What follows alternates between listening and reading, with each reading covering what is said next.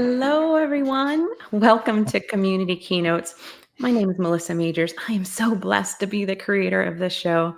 Joined with me is co-producer Amani Roberts. Hello, Amani. Hello, Melissa. How are we doing today? I'm super excited about this episode. But before I dive in and tell you why, I have a question for you, my friend.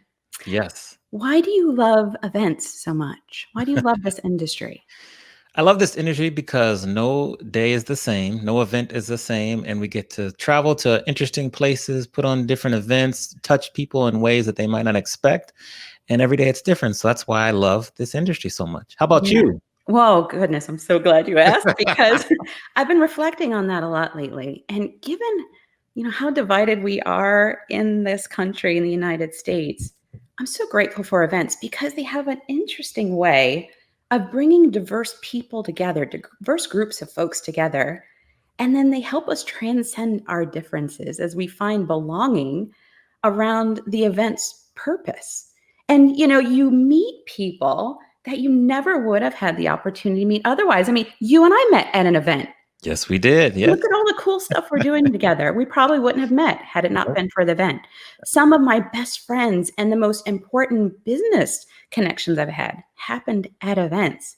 And so that's why I love the events industry. And our sponsor, IMEX, and our featured speaker, Shameka, they believe in the power of events. They believe in how events can create belonging, community, and connection. I mean, Amani, just IMEX's sponsorship of this show is true evidence of how much they embody those values, right? And then Agreed. Shameka, for heaven's sake, she's dedicated her career to this industry. And Yes, she she has. believes in it so much. And she has such an amazing story. So let's get to it. So, viewers, you're in for a real treat. I would like to ask you, though, to listen deeply to Shameka's story. Listen for understanding, not for judgment.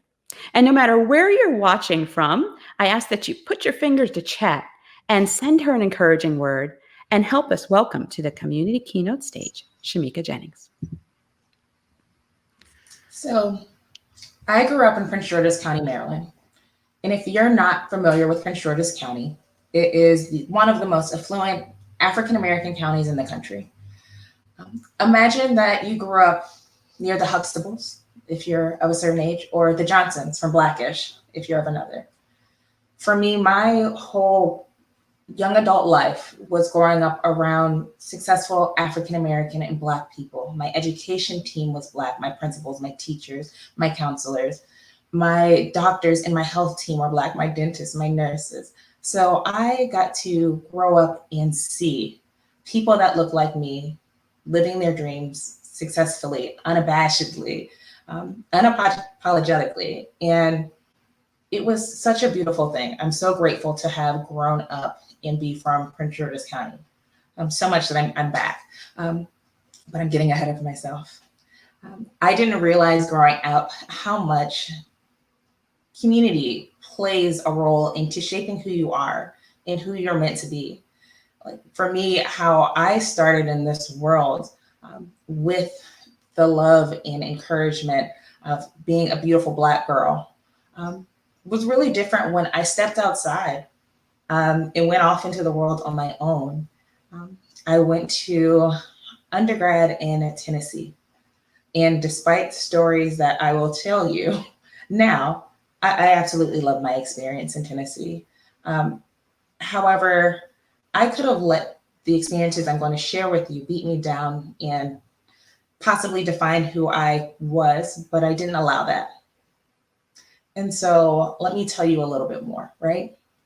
So I lived literally on top of a mountain. That's my undergrad, 10,000 beautiful acres of greenery. I am not a city girl. I am a city girl, excuse me. I'm not an outdoorsy person. So that was great. I just didn't enjoy it. But when I got to the mountain, the students thought that I belonged in some sort of box when I lived at home. Like I had no place to stay. They thought that I was just a poor affirmative action student. When on the contrary, I received a full tuition scholarship to attend that school. I was top 10% of my high school graduating class, and I'm being very generous by rounding up. That's probably like top 6.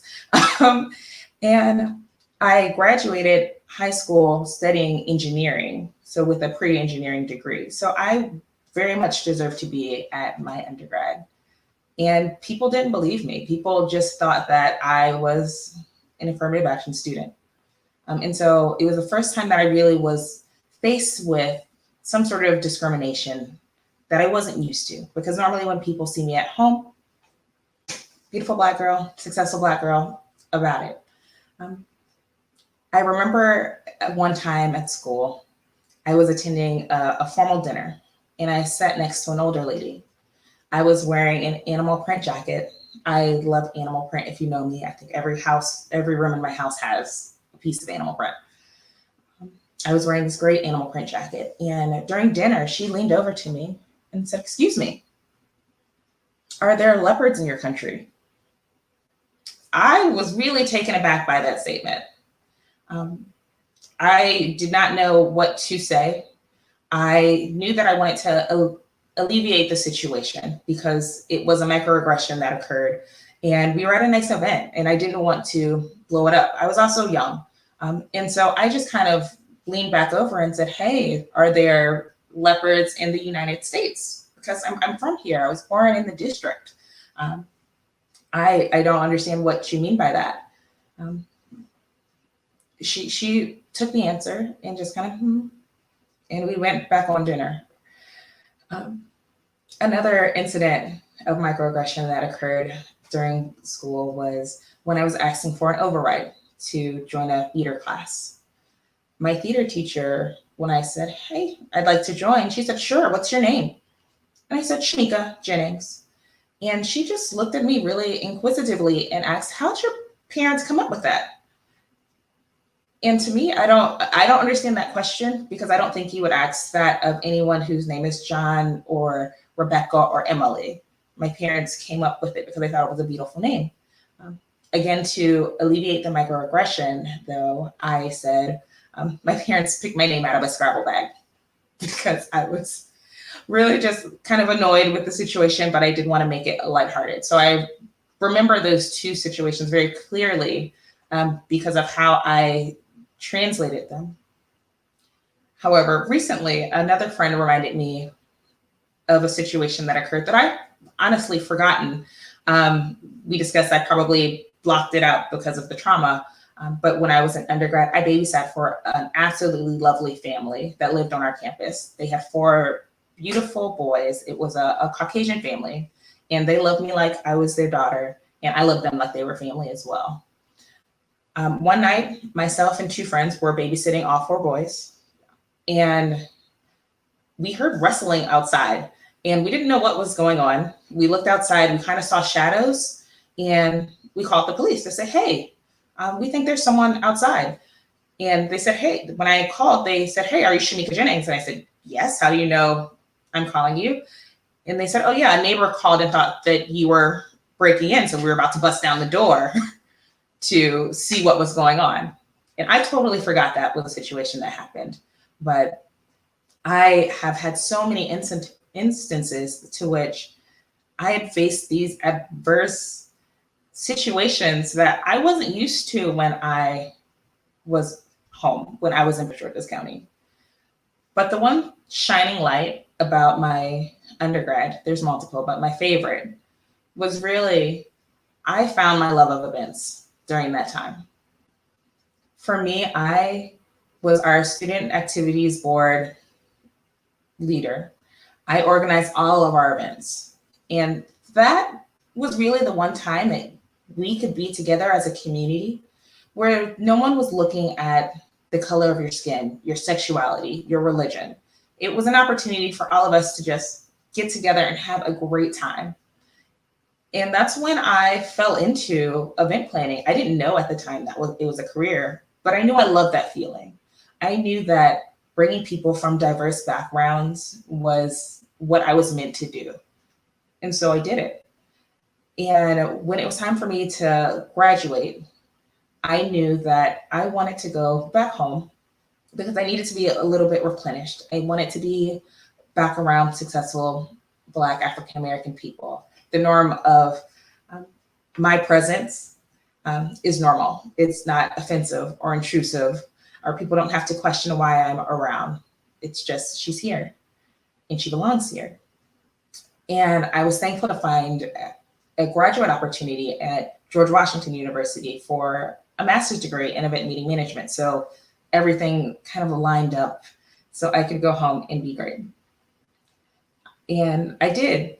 But admittedly, that feeling didn't last long because life is really different when you're out on your own in the working world. The working world is so diverse, and that's a beautiful, beautiful thing. But it was challenging when I first entered my first big girl job in event meeting management. I went into a government contractor position and I joined bright-eyed, bushy-tailed, really excited. I am a really ambitious person. I thrive on the idea of being successful. I really love helping support others to be successful. And so I came into the position really ready and willing to support my superior, my boss, say, how can I support you? How can I make you shine so that we can look good together? And it came back to me that she did not like me. And she thought that I was trying to take her job. And 22-year-old Shameka was not trying to take her job. Current Shameka, maybe. But 22-year-old Shameka wanted to learn from her and really wanted to grow. And she put the X on that very, very quickly because she had these preconceived notions about who I was. And so I moved on from that position into my first association role. And I was really excited to go into my association role. I just earned my CMP as well to just add on to my credentials of my master's and now my CMP, which is Certified Meeting Professional. And the team that I was going to were welcoming me with open arms. They were so excited to have me. I impressed them with my interview.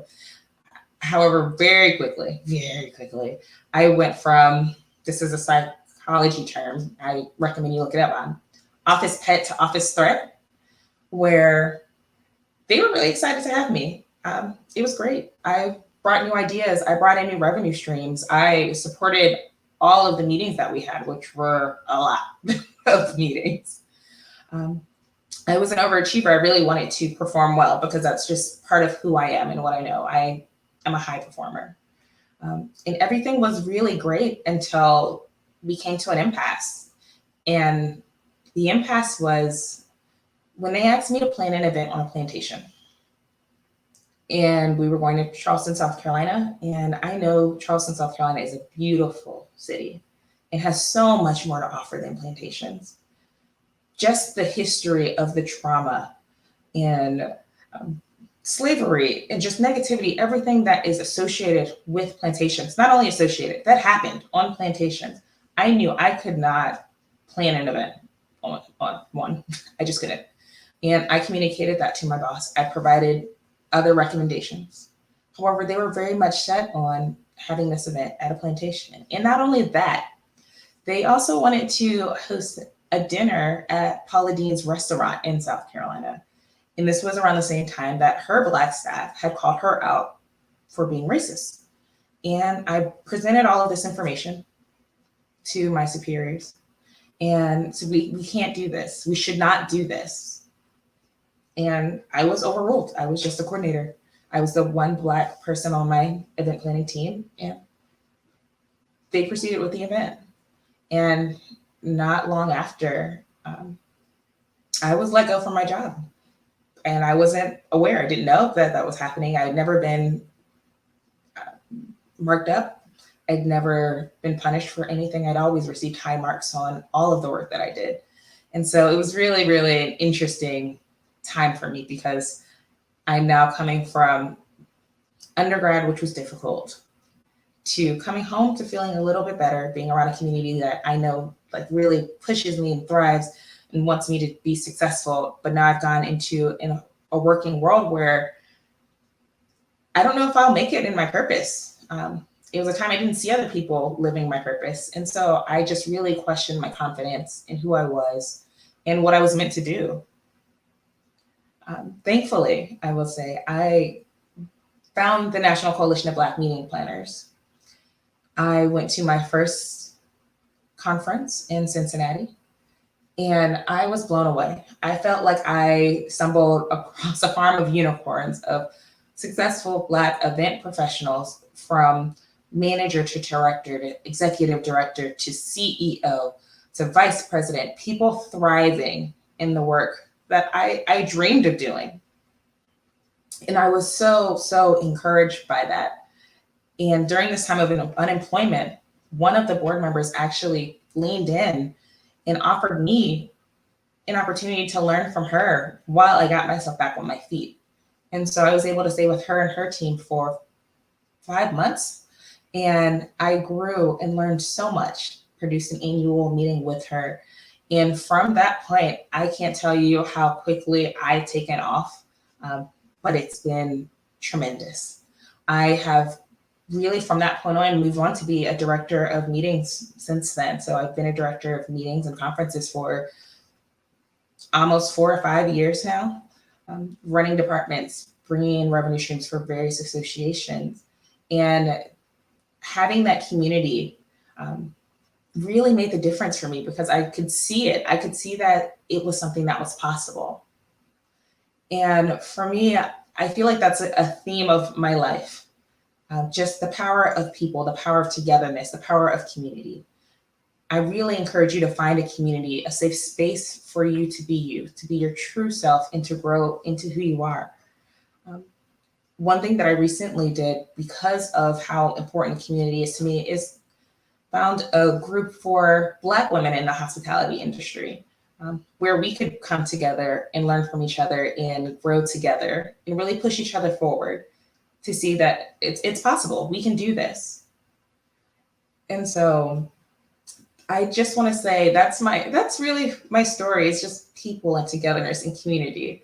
I really hope that you take from this how important it is to find your people, find your group. And if it's not there, make it, create it, because there are other people that are going to be looking for it as well. I encourage you to wipe away any discouragement that you're faced with, especially based on who you are and preconceived notions of who you may be. And refuse to let other people define who you are. So I really recognize that belonging in community has really shaped who I am and shaped my confidence. And I'm super grateful and thankful for that. And so thank you for the opportunity to share my story. And I hope you can join my community. Shameka, you are amazing. You're an incredible leader. You did a wonderful job telling your story. And I know that you opened hearts and minds today. It takes a lot of courage to tell your story, but it takes even more courage to tell one that may risk, being received negatively. But I don't think that's going to happen. So wonderful job. Very proud of you. Thank you so much. Thank you. Absolutely. And at this time, we want to hear just a word from our sponsor, IMEX, featuring Natasha Richards.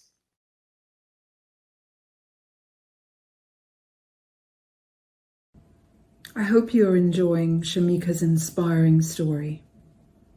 IMEX is delighted to have been able to partner with Community Keynotes to bring you today's episode. Extraordinary stories are part of the fabric of our extraordinary global events industry, one that brings people together across borders to create strong communities. At IMEX, we believe wholeheartedly that our diversity as event professionals is what makes us special. The secret sauce, some would say. When we come together, we really do change the world for the better. And it is people like Shameka who are leading the way.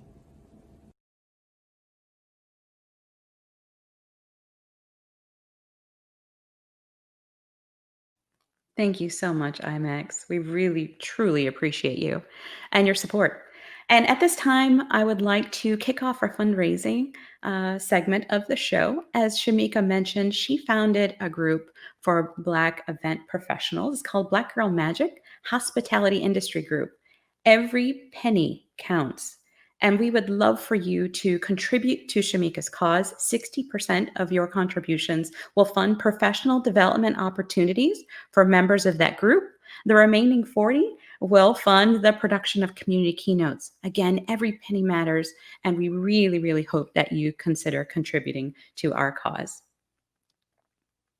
There's also another fun way you can not only wear Shameka's story in your heart, you can wear it on your sleeve. We were so inspired by Shameka, we created a collection of merchandise from shirts and bags and masks and journals and all sorts of fun things that really capture the essence of Shameka's story. And again, 10% of those proceeds will also fund professional development opportunities for Black Girl Magic. So thank you so much for everything that you do to support our show.